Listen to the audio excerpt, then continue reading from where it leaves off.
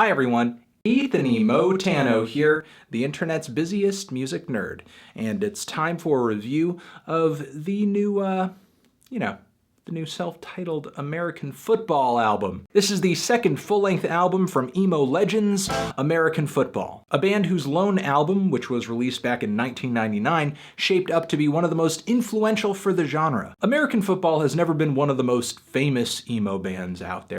They never quite hit the mainstream like groups such as Save the Day or Jimmy Eat World did, but they did make some incredible music in the short amount of time that they were around, which is why I was looking forward to this album. I had actually caught them live after they reunited not too long after, and the show was pretty good too, so no reason to worry. I say that, but I'm also a big proponent of the idea that you either use it or you lose it. And not to say that American Football has been entirely inactive in between these two records. Mike Kinsella, frontman Mike Kinsella, has released his share of solo albums in the interim. But rebooting a band that had its creative peak back in 1999 is a lot like rebooting a computer that was the top of the line back in 1999. It's going to be slow going and could use some serious updating as well.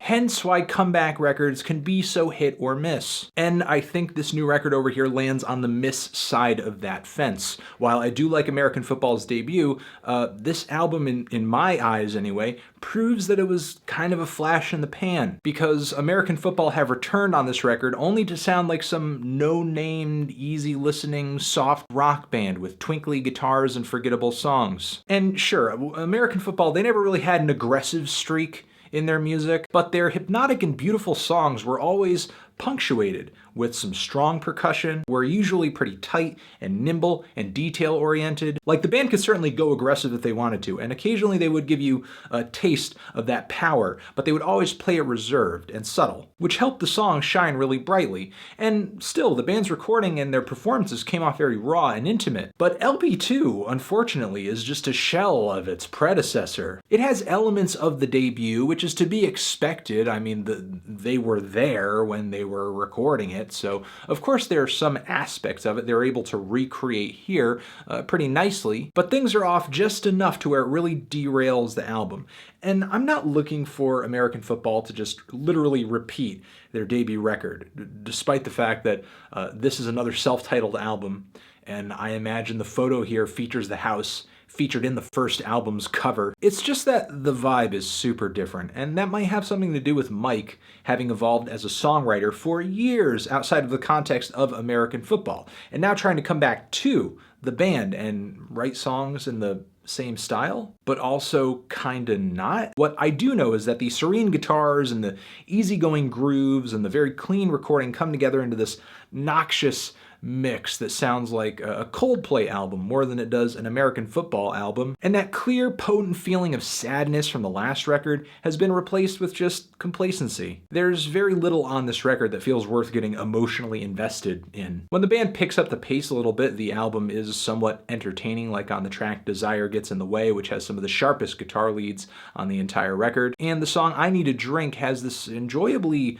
woozy kind of groove to it that sort of trips over itself every few bars or so. And the way the track builds into these tense but gentle rhythm guitars in the second half is pretty nice too. It was a stroke of genius that reminded me of some of the great songwriting ideas from the band's first record. You know, it's not a complete and total fall from grace, and it seems like the band does their best to try to rekindle that flame. And I think some fans are going to see this album as an acceptable, as an admirable return. But let's not pretend that the band came back better than ever. This thing fell so short of expectations, and so much so to the point where I'm not holding my breath for another record, if there even is one. I'm feeling a strong 5 to a light 6 on this one. Tran, have you given this album a listen? Did you love it? Did you hate it? What would you rate it? You're the best, you're the best. What should I review next?